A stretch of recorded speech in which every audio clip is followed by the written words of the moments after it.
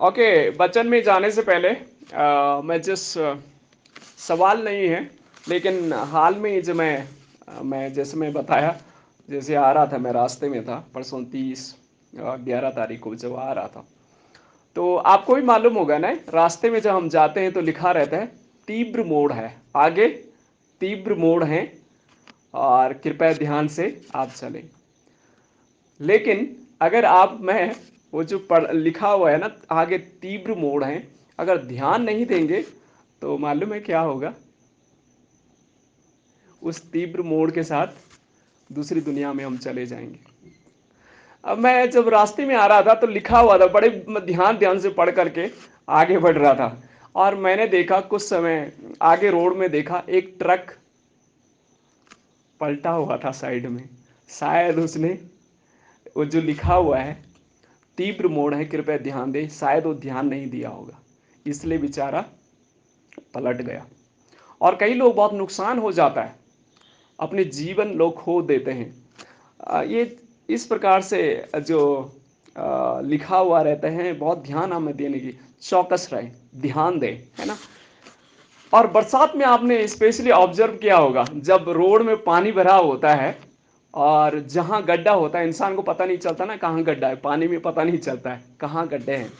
तो आपने शायद ऑब्जर्व किया होगा, कहीं लकड़ी की डंडी रखी होती है ना, और कहीं टहनियाँ रखी होती हैं, ताकि लोगों को ये एहसास हो कि कुछ तो है, गड्ढा है वहाँ, इसलिए बड़ी सावधानी से लोग चलते हैं। ये सब चीज़ें हम ऑब्जर्व करते हैं। तो आज का जो विषय हमारा है वो इसी प्रकार से, चौकस रहें या ध्यान दें।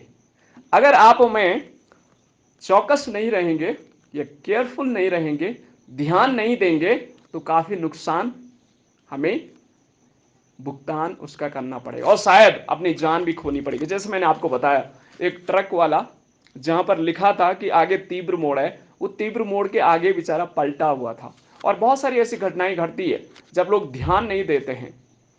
तो आपको मुझे भी बाइबल भी कुछ सिखाती है कि चौकस रहें, ध्यान दें। अगर आप में उन बातों को ध्यान रखेंगे तो शायद आप में बड़ी दुर्घटना से, बड़ी समस्या से, बड़ी परेशानी से हमारा जीवन बच जाएगा। आज का जो वचन हमारे बीच में 4 पाठ पढ़े गए, और जो हमने निर्गमन की पुस्तक उसका 23 अध्याय उसका 20 वचन से लेकर 27 वचन तक जो पढ़ा है, उसमें जो पाठ हमें सीखने को आज मिलेगा वो ये है, परमेश्वर के मार्गों पर मन लगा करके ध्यान दे।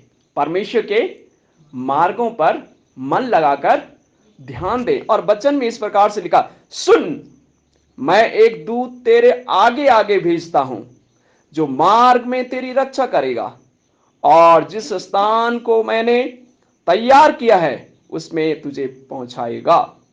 उसके सामने सावधान रहना और उसकी मानना, उसका विरोध ना करना, क्योंकि वह तुम्हारा अपराध क्षमा ना करेगा, इसलिए कि उसमें मेरा नाम रहता है। और यदि तू सचमुच उसकी माने और जो कुछ मैं कहूं वह करे, तो मैं तेरे शत्रु का शत्रु और तेरे विरोधियों का विरोधी बनूंगा। इस रीति मेरा दूत तेरे आगे आगे चलकर तुझे अमोरी, हिती, परजी, कनानी, हिबी, याबूसी लोगों के यहां पहुंचाएगा, और मैं उनको सत्यानाश कर डालूंगा। उनके देवताओं को दंडवत ना करना, और ना उनकी उपासना करना, और ना उनके से काम करना, वरन उन मूर्तों को पूरी रीति से सत्यानाश कर डालना, और उन लोगों की लटों को टुकड़े टुकड़े कर देना। और तुम अपने परमेश्वर यहोवा की उपासना करना, तब वह तेरे अन्न जल पर आशीष देगा और तेरे बीच में से रोग दूर करेगा। तेरे देश में ना तो किसी का गर्भपात गिरेगा और न कोई बांझ होगी, और तेरी आयु मैं पूरी करूंगा। ये जो वचन आप पूरा पढ़ेंगे, इसमें जो आज हमें पाठ सीखने को मिलता है, परमेश्वर के मार्गों पर मन लगा करके ध्यान दें। जब आप इस निर्गमन की पुस्तक को पढ़ेंगे, जब आप 19 अध्याय में जाएंगे, तो 19 अध्याय में एक पिक्चर है जो परमेश्वर अपने लोगों को, इजरायलियों को याद दिलाता है कि कैसे मैंने तुम्हें बाहर निकाला है। और लिखा हुआ है, परमेश्वर कहता है कि जब तुम गुलामी में थे, जब तुम मुश्किलों में थे, जब तुम परेशानी में थे, मैंने तुम्हें उकाब पक्षी के समान अपने पंखों में लेकर के बाहर निकाला है। फिर परमेश्वर कहता है, फिर परमेश्वर इजरायलियों से कहता है कि मूसा मूसा परमेश्वर की उपस्थिति पहाड़ में जाता है, परमेश्वर उससे बात करता है और कहता है कि इजरायलियों को ये सारी बातें बता। बातें क्या, पर जब आप 20 अध्याय में आएंगे, परमेश्वर उन्हें 10 आज्ञा देता है क्या करना है, क्या नहीं करना है। अगर चौकसी नहीं रखेंगे या ध्यान नहीं देंगे, केयरफुल नहीं होंगे, परमेश्वर का जो दंड है, परमेश्वर का जो कर्ष है, परमेश्वर का जो श्राप है, आपके ऊपर आएगा। इसलिए परमेश्वर यहां पर 23 अध्याय में फिर से न्याय और दया के नियम फिर से बता रहा है, इजरायलियों को याद दिला रहा है। और यहां पर जो बहुत ब्यूटीफुल संदेश आपके लिए मिले हैं, वह परमेश्वर के मार्गों पर मन लगा करके ध्यान दे। और यहां पर बहुत खूबसूरत बात 20 वचन मिले, सुन मैं एक दूत तेरे आगे आगे भेजता हूं जो मार्ग में तेरी रक्षा करेगा। आमीन। परमेश्वर अपने दूत को आपके और मेरी सुरक्षा के लिए आगे आगे भेजता है, ताकि आप और मैं ठोकर ना खाएं, तब आप और मैं दुर्घटना हमारे साथ ना हो जाए। अगर आप रास्ते में गाड़ी चलाते हैं या चलते हैं, अगर आपके आगे कोई जा रहा है, अगर आप उसके पीछे पीछे हैं तो आप सुरक्षित हैं, क्योंकि आप उसके फुट स्टेप के अकॉर्डिंग चलेंगे, है ना। अगर आप पैदल चल रहे हैं, अगर आप गाड़ी चला रहे हैं, तो धीरे धीरे आप उसके पीछे जाएंगे तो आप सुरक्षित हैं। यहां पर परमेश्वर कहता है कि मैं अपने दूत को तेरे आगे आगे भेजूंगा। और मालूम है ये दूत कौन है?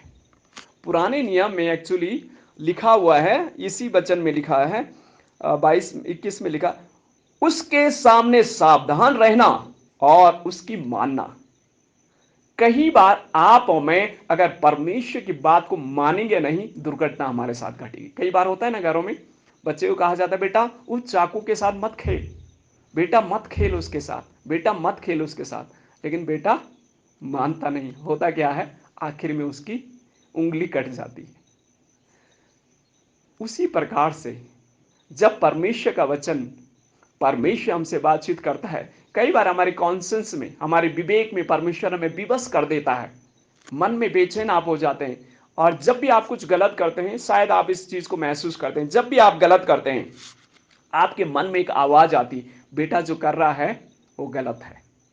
वो आवाज आपके पास आती है, परमेश्वर आपसे बातचीत करता है। आज भी बात परमेश्वर आपसे करता है। कई बार आप हमें इग्नोर कर देते हैं, उस आवाज को अनदेखा कर देते हैं, लेकिन जब अनदेखा कर देते हैं, हमारे साथ हादसा हो जाता है, घटनाएं घट जाती, फिर हम एहसास करते हैं, फिर जाकर के हम कहते हैं, प्रभु क्षमा कर, मुझे ये गलती मुझे हो गई है। विवश आपको पवित्र आत्मा अंदर से आपका कॉन्शियस आपको करता है, और फिर जाकर के आप बातों को मानते हैं। ओके, इस वचन में आगे बढ़ता हूं।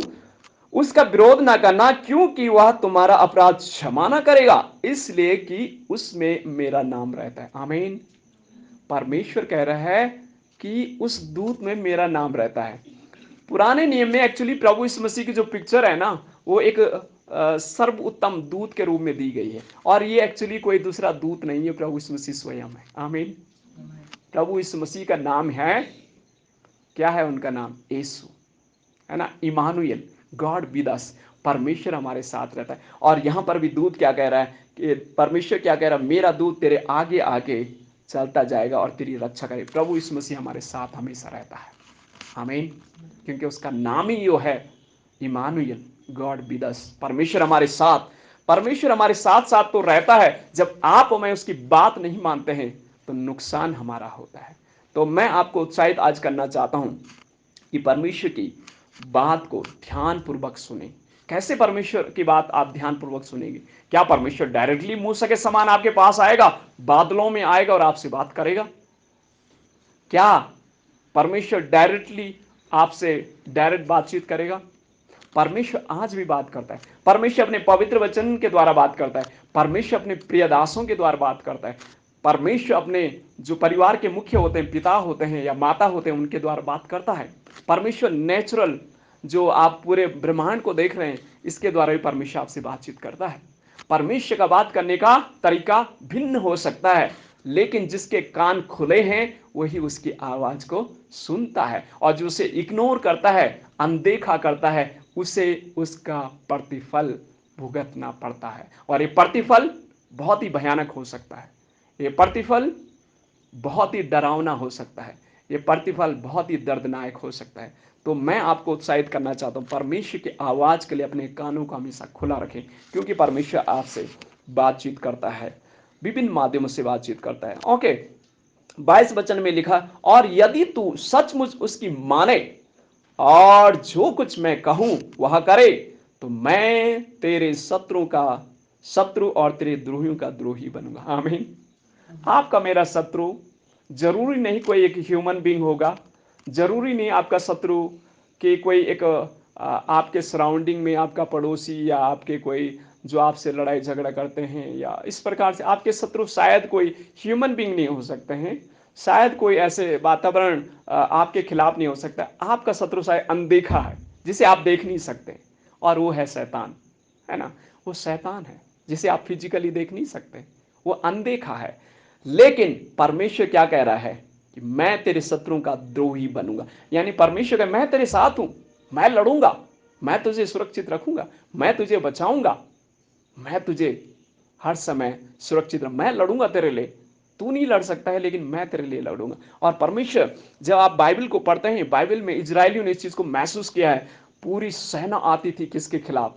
इजरायलियों के खिलाफ। जब आप 23 वचन में पढ़ेंगे तो उसमें लिखा हुआ है, इस रीति मेरा दूत तेरे आगे आगे चलकर तुझे अमोरियों, हिती, प्रजी, कन्नानी, हिबी और यूसी लोगों के यहां पहुंचाएगा, और मैं उनका सत्यानाश करूंगा। आमीन। परमेश्वर ये नहीं कह रहा कि शत्रु तेरे पास नहीं आएंगे, शत्रु आएंगे। लिखा हुआ है ना, ये सब लोग पहुंचेंगे और मैं उनका सत्यानाश करूंगा। आमीन।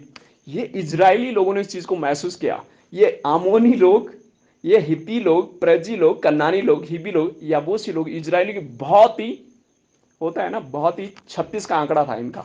लड़ने के लिए हमेशा आते थे, पूरी सेना लेकर के आते थे उनको मारने के लिए। जैसे इजरायली सो रहे हैं, आते थे रात को इनके ऊपर आक्रमण करके इनको नाश करेंगे। वो लिखा हुआ है, और बाइबल हमें कहती है ये लड़ने के लिए आते थे, लेकिन परमेश्वर एक्चुअली उनको आपस में वो लड़ जाते थे और खुद ही मर जाते थे। इजरायली जब देखते थे सब मरे हुए हैं, फिर उनकी धन संपत्ति को लूट लेके आ जाते थे। यानी उनके लिए कौन लड़ता था? परमेश्वर। मेरे प्रिय भाई और बहनों, मैं आपको उत्साहित करना चाहता हूं, परमेश्वर ये नहीं कह रहा है कि समस्या नहीं आएगी। लिखा हुआ है, वो लोग आपके लोगों के यहां पहुंचाऊंगा और मैं उनका सत्यानाश, यानी मुश्किलें तो आएंगी, डर तो आएगा, परेशानी आएंगी, बीमारियां आएंगी, तकलीफें आएंगी, ये सब चीज होगी, लेकिन परमेश्वर क्या करेगा? आपके लिए लड़ेगा और आपको संभालेगा। अभी हाल में जब मैं यहां से बाहर था, तो मैं जाते ही मैं बीमार पड़ गया, और 2 दिन तक बीमारी पड़ा रहा। अकेला था, बीमार पड़ा रहा, हॉस्पिटल में था।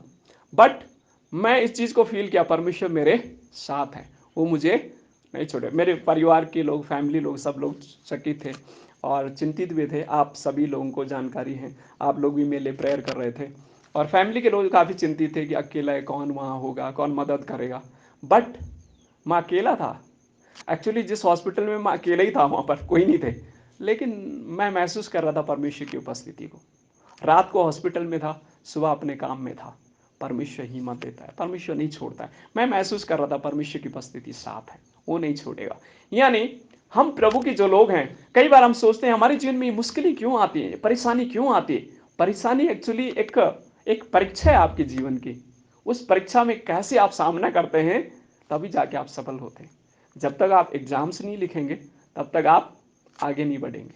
तो ये परेशानी, ये मुश्किलें, ये दिक्कतें, ये सारी चीजें हमारे जीवन की परीक्षाएं हैं, और इस परीक्षाओं से हमें पास आउट होना है, आगे बढ़ना है। तो ये परीक्षाएं तो आएंगी। अगर आप उस परीक्षा से भागना चाहते हैं तो आपके ऑप्शन है, भाग सकते हैं, लेकिन आप सफल नहीं होंगे। जब तक आप उसे फेस नहीं करेंगे तब तक आप सफल नहीं होंगे। परमेश्वर क्या कह रहा है? उनका तो सामना करना पड़ेगा, परेशानी आएंगी, मुश्किलें आएंगी, लेकिन परमेश्वर आपके साथ रहेगा।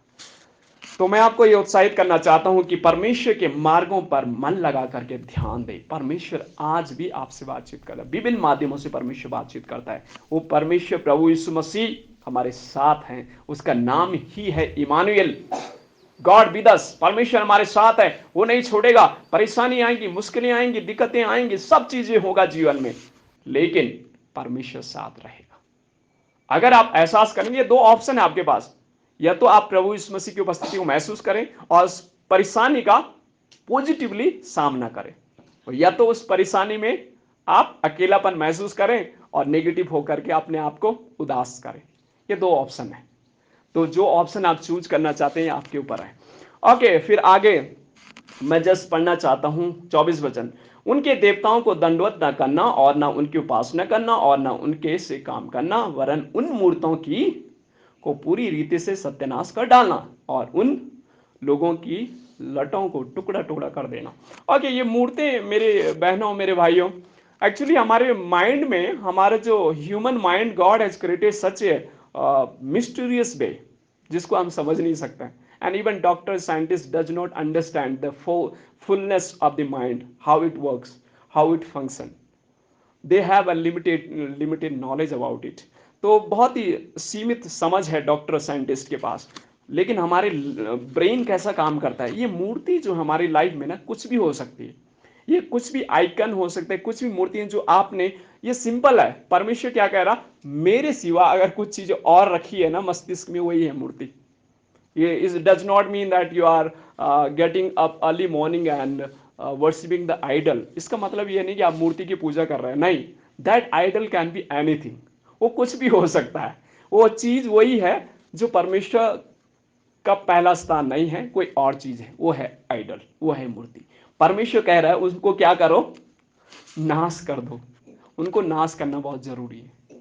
जब आप उनको नाश करेंगे और परमेश्वर को पहला स्थान देंगे, 25 वचन मिले, और तुम अपने परमेश्वर यहोवा की उपासना करना। यानी परमेश्वर क्या कह रहा, उस मूर्तियों का नहीं, उन आइडल का नहीं, उन्हें प्राथमिकता मत दो, मुझे प्राथमिकता दो, मेरी उपासना करो।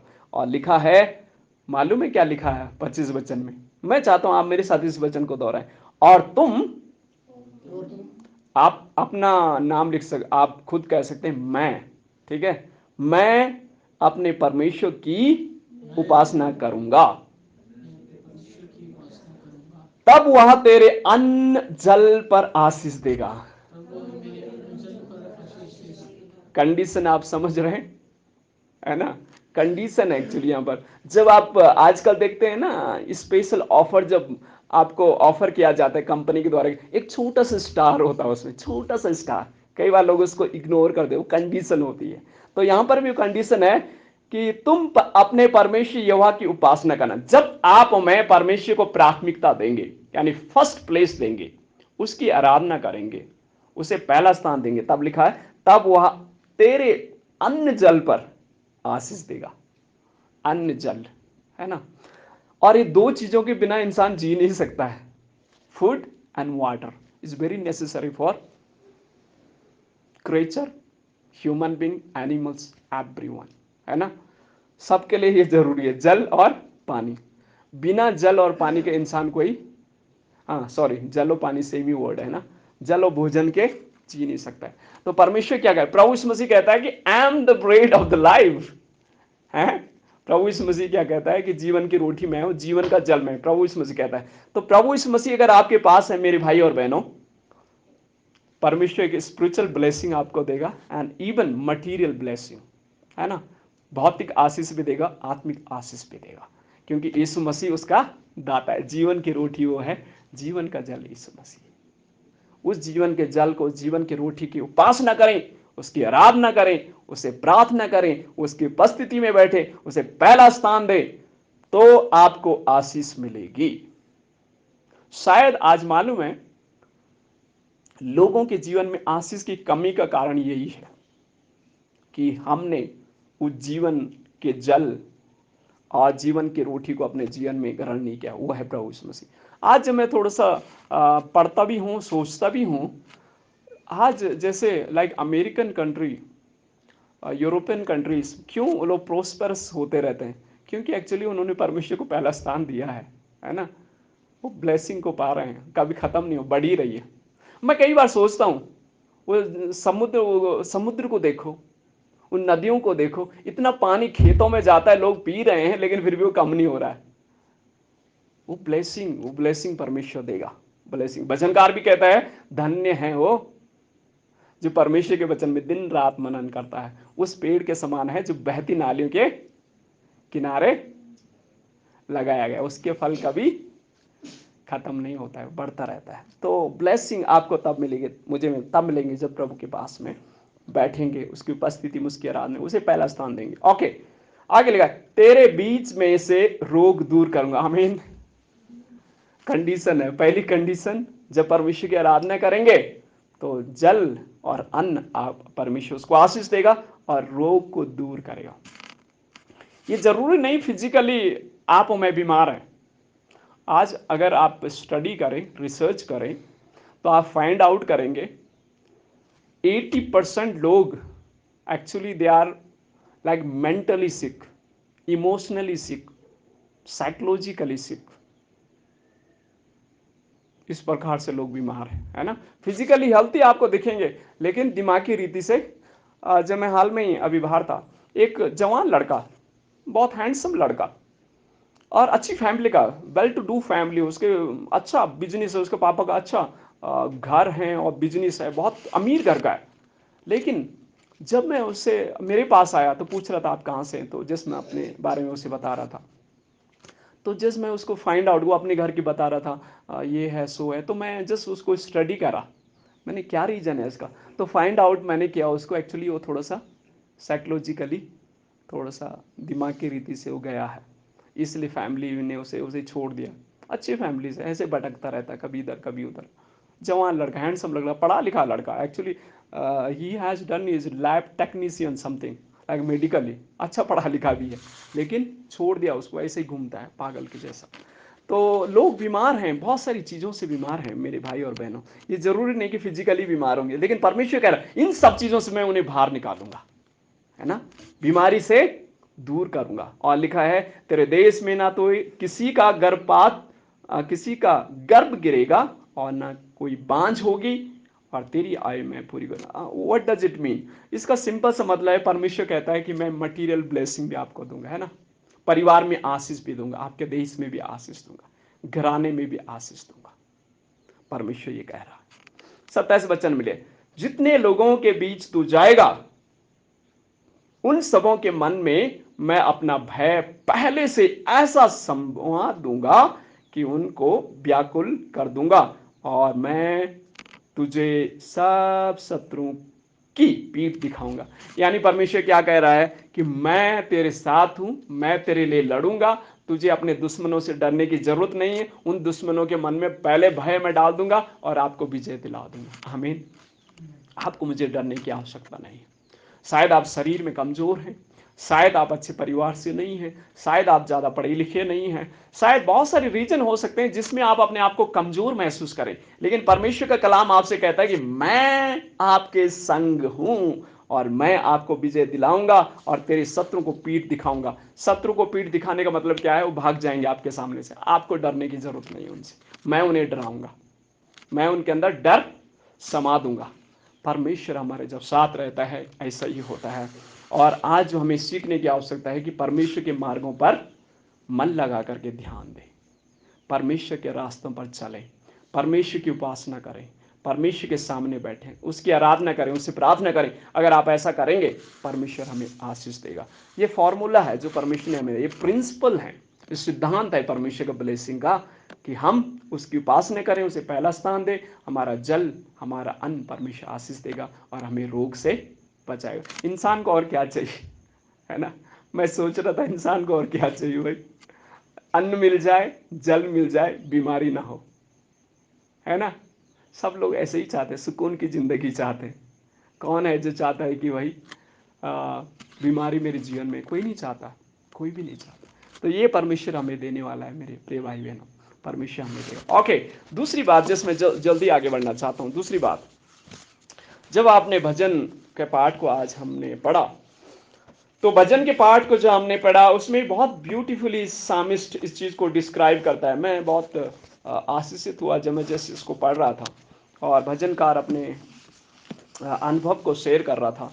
और जैसे लिखा हुआ है भजन संहिता 29, हे परमेश्वर के पुत्रों, यहोवा का, हाँ यहोवा ही का गुणानुवाद करो, यहोवा की महिमा और सामत को सराहो, यहोवा के नाम की महिमा करो, पवित्रता से शोभामय होकर यहोवा का दंडवत करो। यानी दूसरी बात जो आज हमें इस भजन से सीखने को मिलती है वो ये है, परमेश्वर की आवाज पर ध्यान दें।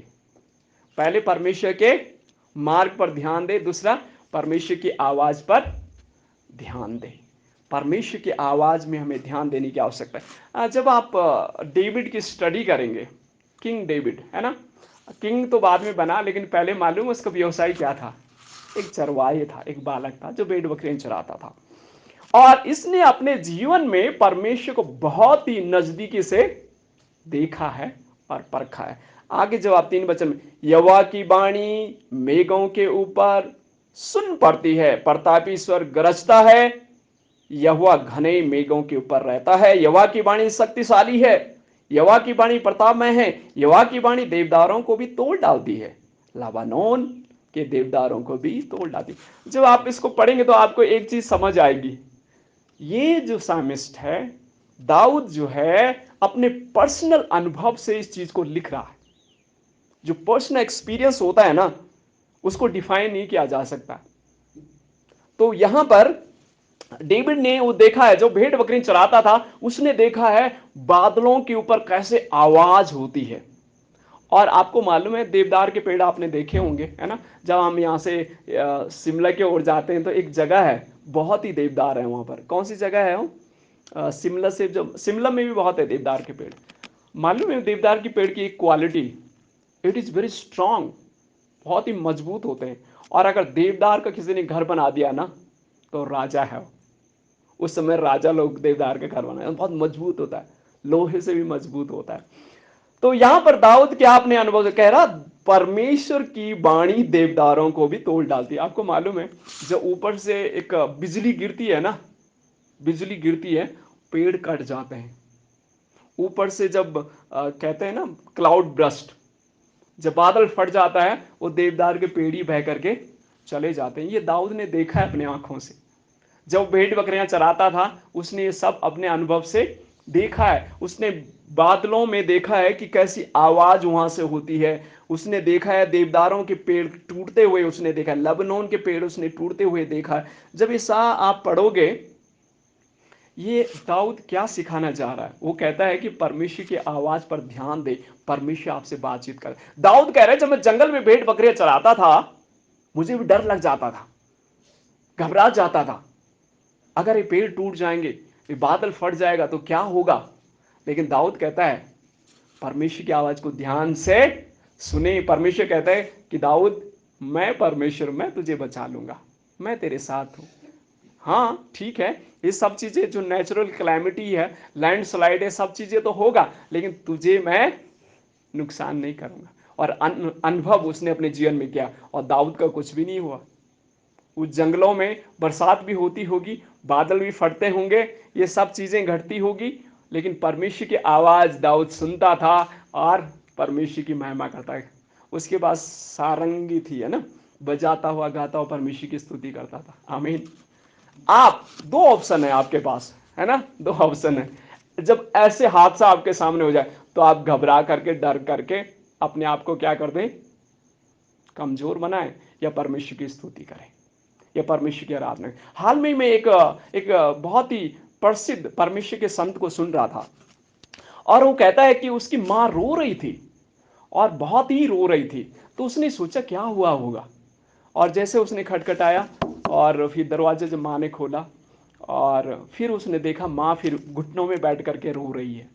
तो वो परमेश्वर का दास कह रहा था कि मेरी माँ इसलिए नहीं रो रही थी कि हमारे परिवार में कुछ हादसा ऐसा हो गया था या कुछ घटनाएं घट गई थी, लेकिन माँ इसलिए रो रही थी, परमेश्वर का धन्यवाद कर रही थी, प्रभु धन्यवाद तेरा कि ये परिस्थितियां जो घट रही है परिवार में, ये जो मुश्किलें घट रही है, लेकिन परमेश्वर फिर भी मैं तेरा धन्यवाद करता हूं क्योंकि तू इसके ऊपर है। आमीन। बादलों के ऊपर कौन है? परमेश्वर है। इस सृष्टि के ऊपर कौन है?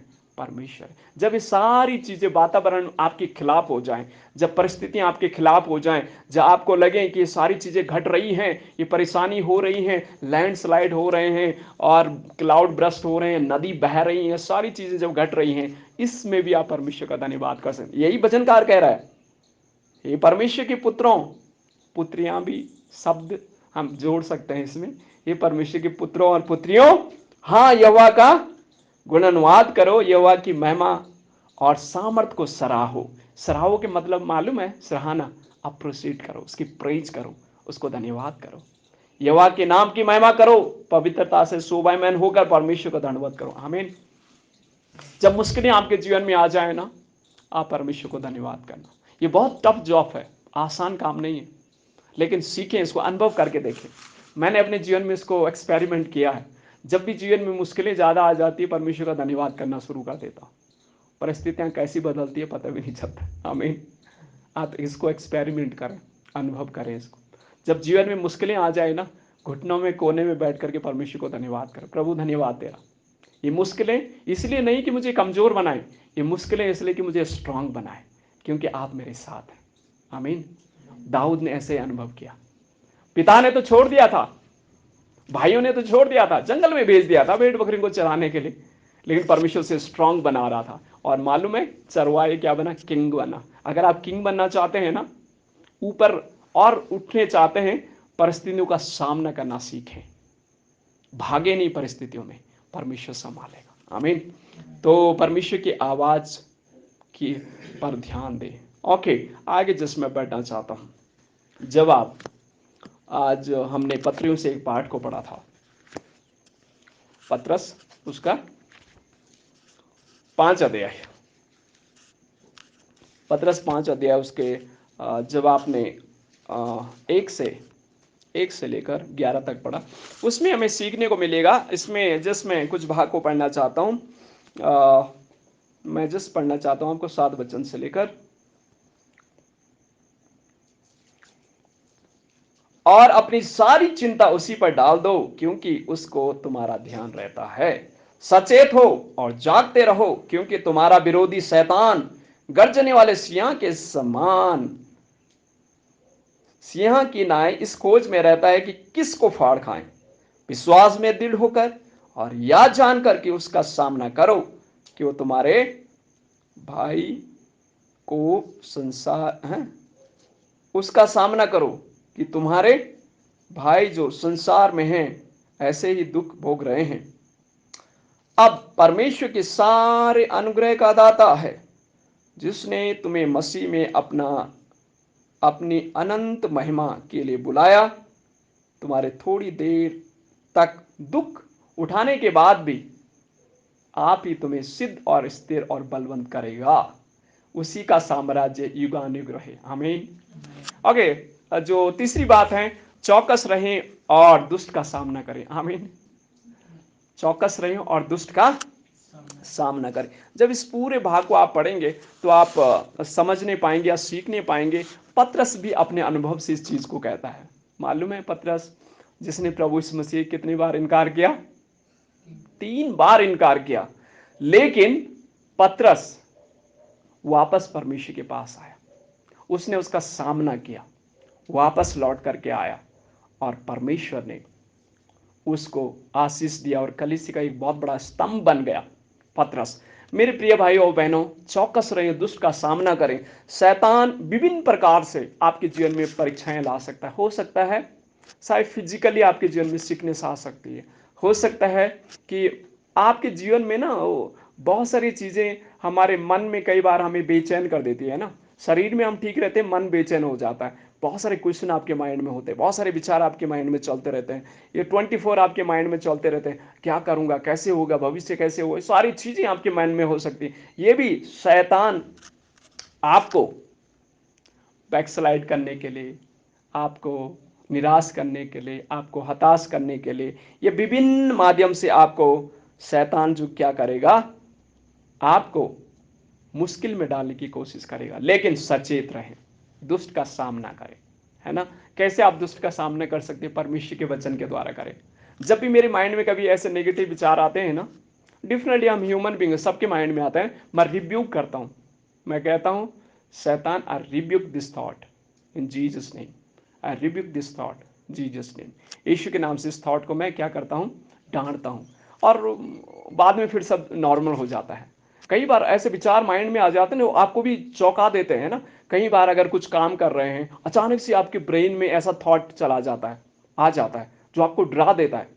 कभी आपने शायद इस चीज को महसूस किया है ना। अच्छा काम आप कर रहे हैं, वचन पढ़ रहे हैं या प्रार्थना कर रहे हैं, कुछ अच्छे काम आप लगे हुए, अचानक से एक नेगेटिव थॉट आपके माइंड में फ्लैश करके आपको बिल्कुल क्या कर देता है, बेचैन कर देता है। आप उस थॉट को डांटें, और मैं आपको कहता हूं आप इस चीज से तुरंत आप रिलीफ पाएंगे। डांटे ऐसे विचार को, जब भी नेगेटिव विचार आता है डांटे यीशु के नाम से, सामना करें उसका यीशु के नाम से, परमेश्वर के वचन से उसका सामना करें। और जब आप करेंगे, परमेश्वर आपको बचाएगा। पतरस को परमेश्वर ने बचाया। पतरस अपने अनुभव से कहता है, मेरे जीवन में बहुत सारी ऐसी चीजें घटी हैं, मैं भी नकारात्मक व्यक्ति था, ये सब चीज थी मेरे जीवन में, लेकिन मैंने उसका सामना किया, परमेश्वर ने मुझे बचाया। परमेश्वर हमें बचाने की शक्ति रखता है। ओके, लास्ट अंतिम बात कह करके जस्ट समाप्त करना चाहता हूं, वो है लूका उसका 12 अध्याय और उसके 13 वचन से लेकर 21 तक और 35 से लेकर 44 तक जो हमने पढ़ा है।